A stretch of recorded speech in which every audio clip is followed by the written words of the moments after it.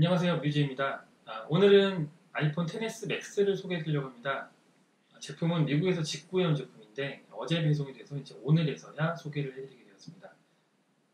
그에 앞서서 채널 구독자분들을 위한 좀 이벤트를 준비했습니다. 아무래도 매년 가장 관심을 갖는 스마트폰 중에 하나라면 당연히 아이폰이 되잖아요. 채널 구독자분들을 위해서 아이폰 XS 혹은 XS 맥스를 선물로 드리려고 합니다. 자세한 이벤트와 관련된 내용은 영상 후반부에 올려드릴 테니까 꼭 확인하시고요. 많은 관심과 많은 참여 부탁드립니다. 자, 그럼 이제 아이폰 XS 맥스를 소개해드려야겠죠? 안에 폰은 없습니다. 폰은 지금 제가 꺼내서 사용하면서 이것저것 테스트를 좀 해봤고요. 나머지 구성품들 좀 보여드릴게요. 자, 왜 있는지 모를 스티커가 있네요. 이 스티커 저는 써본 적이 없는데 이거 여기저기 붙여서 사용하면 좋다고 합니다. 그리고 사용 설명서 몇 가지가 있고요. 그 다음에 유심핀 이런 게 있습니다.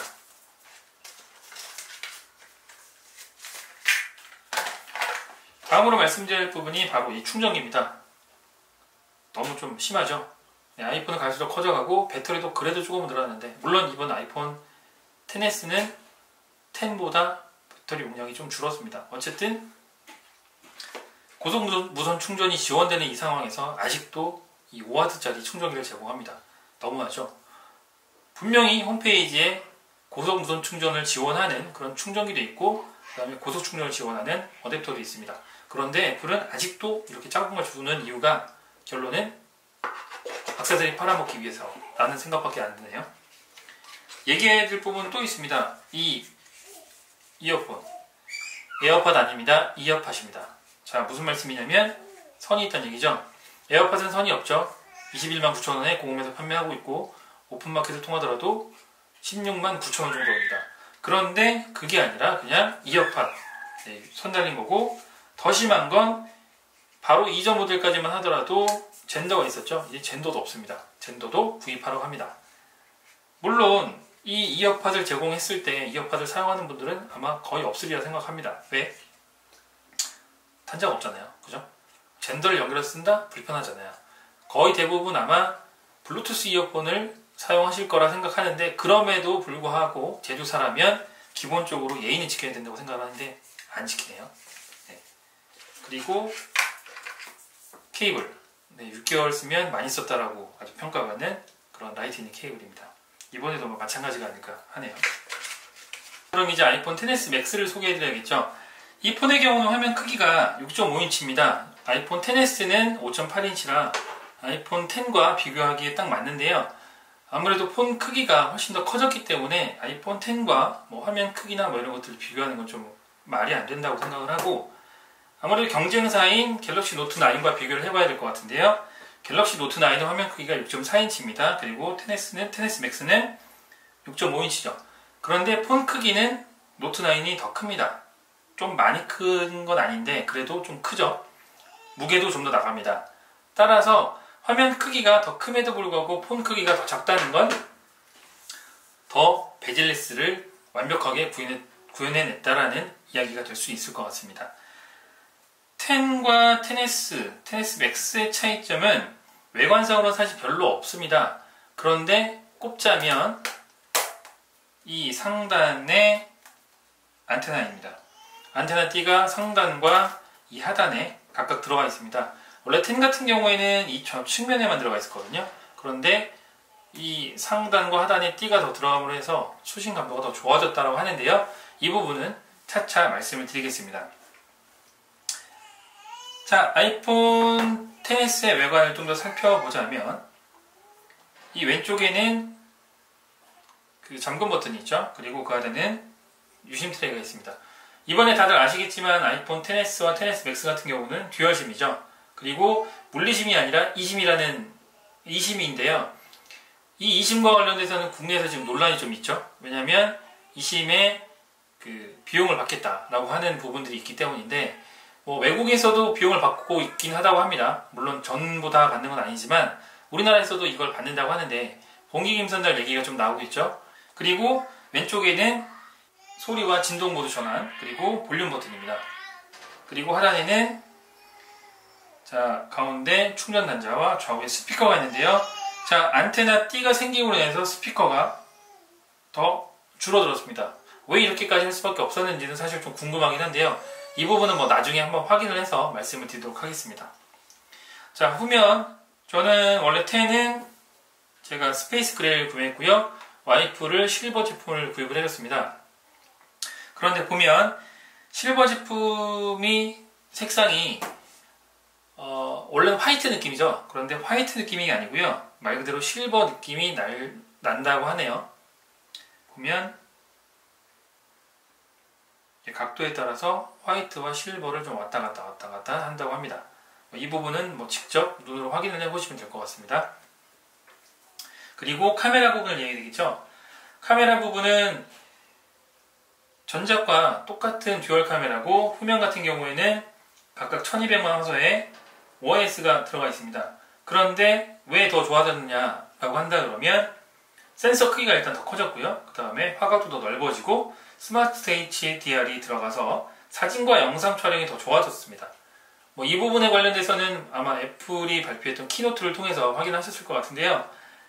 역광 상황이나 저조도에서도 훨씬 더 촬영이 더 잘 된다는 이야기가 됩니다. 애플 로고가 보이죠? 뭐 어떤 폰이든 애플 로고가 보입니다. 이 애플 로고가 보이는 게 사실 좀 매력적이라고 하기도 하는데요. 다른 회사들은 자사의 그 폰 네임과 그 다음에 로고, 그 다음에 브랜드 명이 다 들어가는데 애플은 오로지 딱 이 로고 하나만 나오죠. 확실히 더 커졌다는 느낌이 들죠. 그리고 베젤이 아니라 노치가 안 보이는 거 아니냐라고 생각할 수 있는데 노치는 보입니다. 다시 보여드릴게요. 네, 노치는 이렇게 보입니다. 이 노치가 왜 있어야 되느냐라는 의견을 제시하는 분들이 많은데 어쩔 수 없다고 생각합니다. 왜? 카메라와 다른 여러가지 센서 부분들이 여기에 있는데 이 노치를 제거하지 않고 그러면 이 아래까지 바가 내려오게 된다고 하면 그러면 화면 크기가 좀 더 작아지겠죠? 그것보다는 차라리 이 노치가 크게 불편하지 않는 그런 상황이기 때문에 저의 경우는 그냥 이 노치가 더 좋은 거 아닌가라는 생각을 하고 있습니다. 물론 영상을 볼 때는 이 노치 부분이 아예 빠집니다. 그래서 화면 크기가 좀 더 작아지는데 뭐 그 부분은 나중에 뭐 기술적인 부분을 제어를 하든지 뭐 어떻게든 하겠죠. 현재까지는 이 노치 부분이 뭐 제거가 안 된다는 거 참고를 하셔야 될 것 같습니다. 그리고 아이폰 XS 맥스 같은 경우에는 애플의 차세대 뉴럴 엔진이 결합된 A12 바이오닉 칩이 탑재되어 있죠. 이 칩이 탑재됨으로 인해서 여러 가지 부분에 있어서 뭐 좋아졌다고 하죠. 첫 번째로는 일단 A11, A11 바이오닉 칩셋 대비 15% 정도의 성능 향상이 이루어졌다고 합니다. 그리고 소비 전력은 최대 50% 더 줄어들었다고 하네요. 여기서 말씀드려야 될 건 아이폰 X과 XS의 배터리인데요. 이 아이폰 X의 배터리보다 아이폰 XS의 배터리가 더 줄어들었습니다. 그런데 신기하게도 배터리 사용 시간은 약 1.5배 더 늘어났다고 하는데요. 이유는 말씀드린 것처럼 이 칩셋 때문입니다. 도대체 얼마나 기술력을 확보를 했길래 이 배터리가 더 줄어들었음에도 불구하고 배터리 사용 시간이 늘어난지 모르겠지만 어쨌든 그럼에도 불구하고 애플이 좀 양아치 같다고 생각하는 이유는 더 커졌고 더 좋아졌음에도 불구하고 배터리는 늘리지 않는다는 거죠. 뭐 환경 보호를 위한다 이런 건 말도 안 된다고 생각을 하고요. 다만 어쨌든 애플은 일단은 가격적인 부분을 최대한 줄이고 마진을 높이는 기업이기 때문에 기술력을 통해서 배터리 용량을 줄이고 이 칩셋을 통해서 실제 사용 시간은 더 늘렸다고 합니다.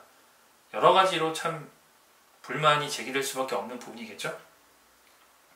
자, 그래픽 성능 또한 50%더 빨라졌다고 하고요. 그 다음에 이 뉴럴 엔진을 탑재함으로 인해서 여러 가지 부분에 있어서 속도가 더 빨라졌다고 합니다. 그리고 램은 3기가가 아니라 4기가가 탑재됐습니다. 아이폰 X 같은 경우에는 3기가였죠. 4기가로 1기가 더 늘었습니다. 그리고 용량은 64기가와 256기가였는데 64, 256, 512 이렇게 세 가지로 늘어났죠. 그리고 아이폰이 원래는 10은 67등급의 방수방진이 적용되어 있었죠. 그런데 68등급으로 한 단계 올라갔습니다. 물론 타사의 폰들 같은 경우는 이미 옛날부터 68등급이 다 적용되어 있죠. 이 68등급이 적용됐다는 게 뭐 자랑할 건 아니지만 어쨌든 애플은 자랑하고 있습니다. 그리고 이 68특금이 적용됨으로 인해서 생활방수, 그 다음에 최대 수심 2m에서 30분가량 지속할 수 있다고 하죠. 그러나 그렇게 했을 때 만약에 침수가 된다. 이거는 제조사에서 책임을 질까요? 저는 아니라고 봅니다. 자, 그리고 전면에 이 노치 부분에 있는 게 카메라죠. 700만 화소의 트루톤. 이 카메라와 이 센서 부분들이 안면인식률을 상승시킨다고 하죠. 그리고 전면과 후면 카메라 모두 신도 조절이 가능합니다.